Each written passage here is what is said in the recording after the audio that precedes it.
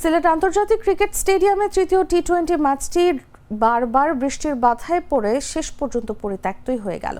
Match শুরুর কিছুক্ষণ পর একবার বৃষ্টির কারণে ম্যাচ বন্ধ ছিল প্রায় 40 মিনিট। এবার প্রথম ইনিংসের শেষ দিকে এসে আবারও বৃষ্টির কবলে পড়ে ম্যাচটি, যেখান থেকে পুনরায় আর ম্যাচটি শুরুই করা গেল না।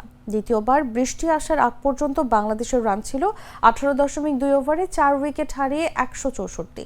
20 রানে জাকির আলী অনিক এবং 11 বলে 22 রানে ব্যাট করছিলেন নুরুল হাসান সোহান। দীর্ঘক্ষণ বৃষ্টির কারণে শেষ পর্যন্ত মাঠ খেলার অনুপযোগী হয়ে যায় এবং ম্যাচটি পরিত্যক্ত ঘোষণা করেন ম্যাচ রেফারি নিয়ামুর রশিদ রাহুল। তৃতীয় ম্যাচটি বৃষ্টিতে পরিত্যক্ত হলেও আগেই সিরিজ নিশ্চিত করে ফেলেছিল বাংলাদেশ। প্রথম দুটি ম্যাচই জিতেছিল টাইগাররা। শেষ পর্যন্ত সিরিজে বাংলাদেশের জয় হলো 2-0 ব্যবধানে। গুড লাক পেনের সফট অয়েল বেসড ইঙ্ক দেয় নিখুঁত লেখার আত্মবিশ্বাস। Good luck pen, make your lakh.